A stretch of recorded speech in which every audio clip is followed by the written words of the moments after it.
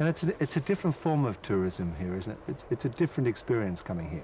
Very much so. It's an experience where you can come and do as much or as little as you like, but you can do it in the wilderness. Some of New Zealand's pristine wilderness, forest areas here where you can take walks, kayak, fish, pretty much anything you want, either by yourself or with our guides.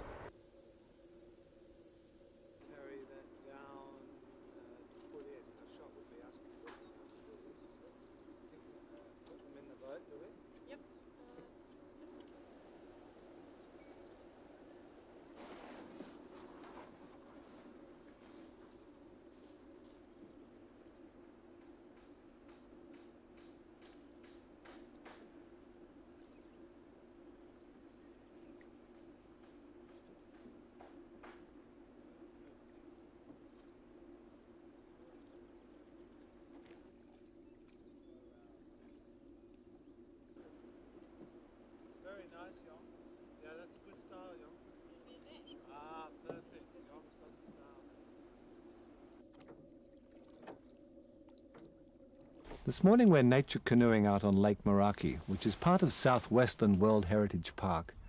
It's a magical place. Moeraki is a Maori word which means to sleep by day or to sleep in the sun. And after a lovely experience like this morning, it's exactly what you'd like to do.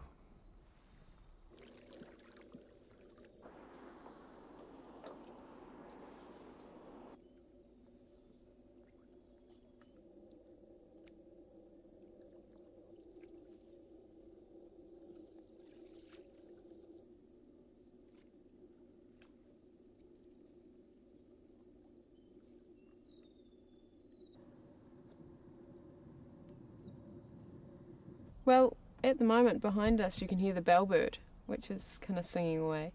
Just a little bit earlier on we heard the long-tailed cuckoo. The cuckoo over on the right there, and I haven't heard him for about a year, so he's just coming back now to lay his eggs, and both of them in the grey warbler's nest. So they'll be doing that for the next 2 days. They'll be screeching away to chase the grey warbler out.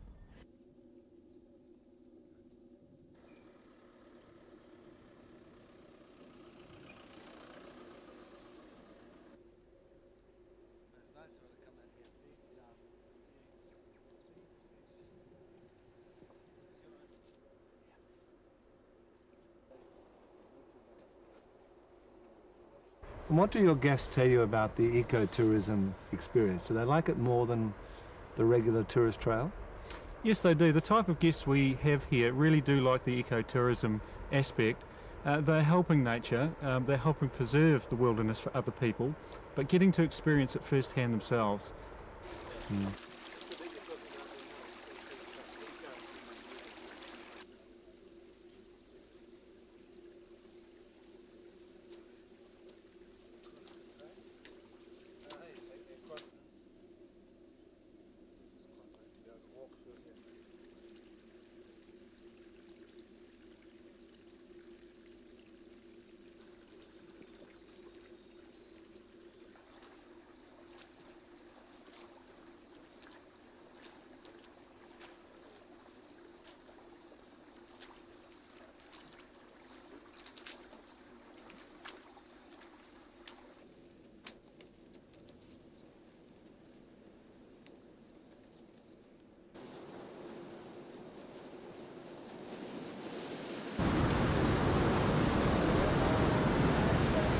Now this is the essence of the west coast of the South Island of New Zealand.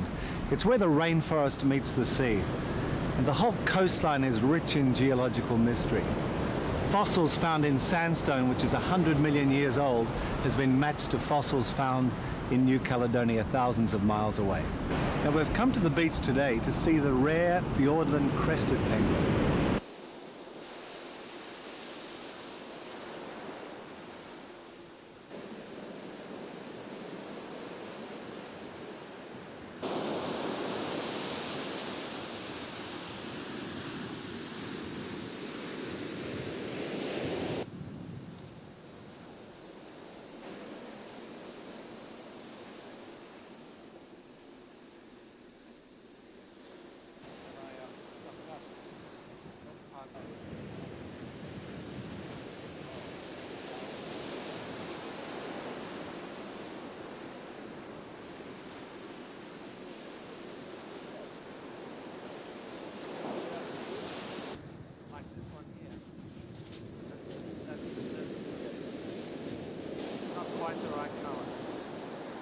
close, but it's not quite the right colour.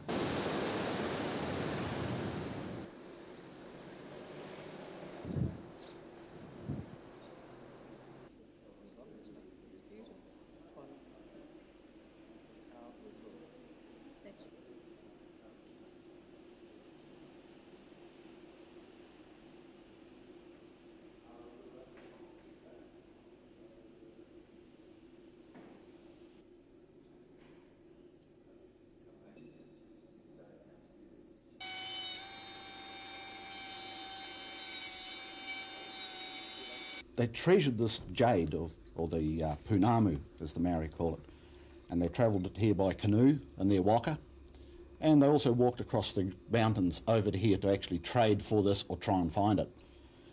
Through that there was a lot of wars fought, and it actually was quite a vicious period for the Maori, trying to retain the value of this stuff. This is one of their fighting weapons that they used to use. It's called a mere, and it was very close quarter fighting. They never threw much. They used to try and get as close as they could and do as much damage to the people when they got close. So this here was used as a thrusting weapon. It was thrust at either the head, throat, or into the ribs. So it was very, quite a sharp edge on there, and it did very great damage. It's as hard as steel. It is as hard as steel. It's between 6 and 7 on the hardness scale, of which diamond is 10, and steel is around 6 and 7 too.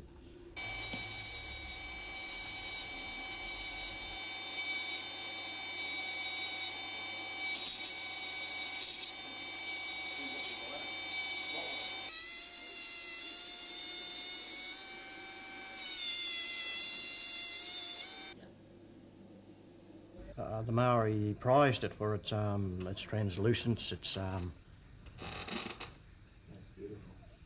cleanness of colour, its purity.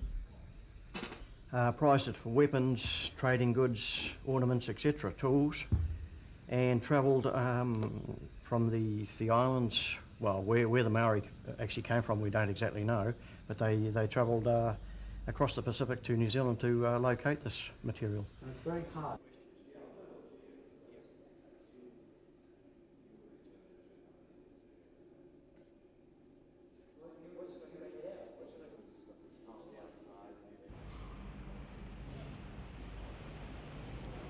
The district of Hokitika has been the home of jade for 1,000 years, and the earliest Maori travellers landed on the local beaches of Arahura and Hokitika to explore the rivers in search of jade. Hokitika in Maori means to return again, which is exactly what they did. We've had visitors come back that were here years ago and returned again to purchase another piece. Yeah.